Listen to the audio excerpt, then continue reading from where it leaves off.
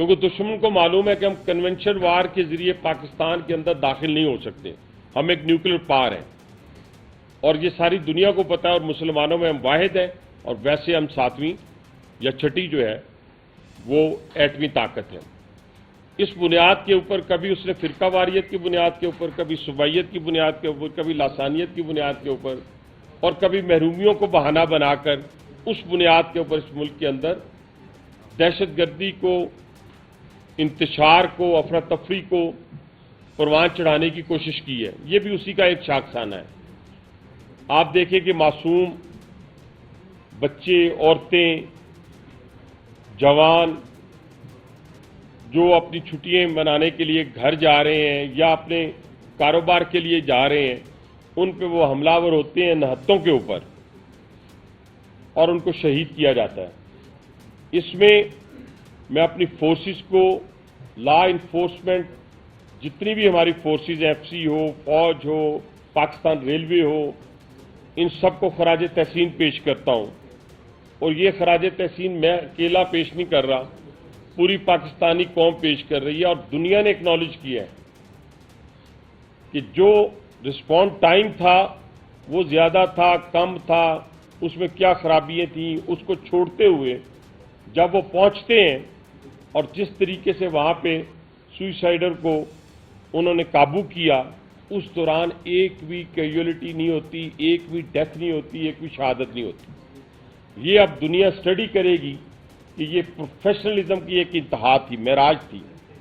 اور میں اپنے ان کمانڈوز کو، اپنے ان فوجی جوانوں کو سلوٹ پیش کرتا ہوں، خراج تحسین پیش کرتا ہوں، جنہوں نے کم سے کم، میں سمجھتا ہوں کہ یہ 26-27 کی فگر جو ہے یہ بہت زیادہ ہے، یہ بھی بہت زیادہ ہے۔ ایک جان کی قیمت جو ہے وہ بہت بڑی ہے، ایک انسان کا قتل پوری انسانیت کا قتل ہے، اور ایک جان کی قیمت کوئی قیمت ہی نہیں ہے۔ جیسے بہت سارے انٹلیکچوئلز، سو کالڈ انٹلیکچوئلز کہتے ہیں نا جی کہ فلاں جو ہے وہ اپنے پلاٹس کی خاطر، پیسوں کی خاطر وہ اپنی جان دیتی ہیں، تو کیا میں پہلے بھی اعلان کر چکا ہوں، آپ کی میڈیا کے ذریعے بھی اعلان کرتا ہوں کہ میں اپنی مرضی کا اس کو پلاٹ دوں گا، لاہور میں DHA میں لینا چاہے، وہ پنڈی کے DHA میں لینا چاہے، کسی جگہ لینا چاہے، وہ اپنا وہ بچہ مجھے دے دیں شہادت کے لیے، جو جب سب سے خوبصورت بھی ہو اور فزیکلی سب سے زیادہ فٹ بھی ہو۔ کوئی نہیں دے گا، کوئی اربوں میں نہیں دے گا، کوئی خربوں میں نہیں دے گا۔ تو اس لیے جانوں کی کوئی قیمت نہیں ہے، لیکن ہمارے وہ کمانڈرز جسے زرار کمپنی کے کمانڈرز کہتے ہیں، انہوں نے اپنے لوگوں کی جانیں بچائیں اور اس چیز کی پرواہ کیے بغیر، اور کم سے کم انہوں نے سمجھا۔ میں خود اور ہمارے بہت سارے لوگ جب رات گئے تک ہم ایک دوسرے کے ساتھ رابطے میں تھے، ہمارے ذہنوں میں تھا کہ اگر 2 بھی پھٹ جاتے ہیں، 3 بھی پھٹ جاتے ہیں تو اس کا بہت بڑا نقصان ہو سکتا ہے۔ بہرحال اللہ تعالیٰ کا خاص کرم ہوا، اس کی ذات کے کرم کے بغیر کچھ بھی نہیں ہوتا، اور ہم ایک بہت بڑے نقصان سے بچے۔ لیکن میں یہ کہنا چاہتا ہوں کہ انشاءاللہ تعالیٰ جو لوگ جو اس دہشت گردی میں ملوث تھے، بہت سارے مارے گئے ہیں، بہت سارے ماسٹر مائنڈ رہتے ہیں۔ فیصلہ یہ ہوا، اب ہم سے فیصلہ پوچھنا چاہتے ہیں، بجائے اس کے کہ میں انڈر دا کارپیٹ بات کروں۔ نیشنل سیکورٹی کے اجلاس میں بھی فیصلہ ہوا ہے، اور حکومتی سطح کے اوپر بھی فیصلہ ہوا ہے کہ اب جو بھی دہشت گرد ہوگا، جہاں ہوگا وہاں اس کا پیچھا کیا جائے گا، اور اگر وہ یہاں سے نکل کے کسی جگہ اور جاتا ہے، ہماری ملک سے باہر چلا جاتا ہے، تو وہاں بھی اس کو جا کے اس کا مقابلہ کیا جائے گا۔ یہ پاکستانی فوج ہے جس نے پہلے بھی ایسے بہت ساری جو دہشت گردی کی جنگیں ہیں وہ لڑی ہیں، آج سے نہیں لڑ رہے، پچھلے 30 سال سے لڑ رہے ہیں۔ انشاءاللہ تعالیٰ یہ پاکستان قائم اور دائم رہے گا، اور ہماری یکجہتی بھی قائم اور دائم رہے گی۔ کبھی آپ نے سنا ہے کہ راول پنڈی میں کسی بلوچ کو قتل کیا گیا ہو؟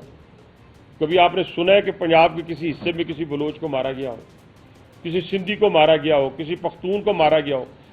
لڑائی جھگڑے آپس میں ہوئے ہوں گے، میں نہیں کہتا، اس کی میں گارنٹی نہیں کرتا، لیکن صوبائیت کی بنیاد کے اوپر، لسانیت کی بنیاد کے اوپر تو یہ کبھی نہیں ہوا۔ اور یہ میں سمجھتا ہوں کہ بلوچستان کے اندر بھی سارا بلوچ جو ہے وہ پنجابی کے خلاف نہیں ہے، سارا بلوچ جو ہے وہ سندھی کے خلاف نہیں ہے، وہ کسی سیٹلر کے خلاف نہیں ہے۔ چند لوگ ہیں جو یہ تصور کرتے ہیں اغیار کے ہاتھوں میں کھیل رہے ہیں، وہ یہ پسماندگی کا رونا روئیں یا جو مرضی کریں اس بنیاد کے اوپر یہ۔ لیکن دشمن کو کامیابی حاصل اس لیے نہیں ہوئی کہ 50% بلوچ آپ کا جو ہے وہ سندھ میں اور پنجاب میں ہے. 50% بلوچ، 40% وہ ہے سندھ کے اندر، 10% ہے وہ پنجاب کے اندر، باقی 50% ہے وہ بلوچستان کے اندر. لیکن آپ نے کبھی سندھ میں اور پنجاب کے اندر کبھی یہ لڑائی آپ نے نہیں دیکھی ہوگی، اور انشاءاللہ ہوگی بھی نہیں. دشمن کے جو عزائم ہیں ان کو ہم انشاءاللہ کامیاب بھی نہیں ہونے دیں گے. جعفر ایکسپریس کے اوپر جو حملہ ہوا اس کے اوپر سیکورٹی فورسز نے بھی آپ کو اس کے بارے میں بتایا ہوگا، میں اس کی ڈیٹیل میں نہیں جانا چاہتا. لیکن کیونکہ پاکستان ریلوے پورے ہمارے پاکستان کو جوڑتا ہے، یہ میں اس لیے اکثر کہتا ہوں کہ پاکستان ریلوے جو ہے وہ ہمارا اسٹریٹجک ایسٹ ہے. یہ وہ نہیں ہے کہ اگر اس سے آپ کو پروفٹ نہیں ہو رہا تو کسی کے ہاتھ میں بیچ دیا جائے.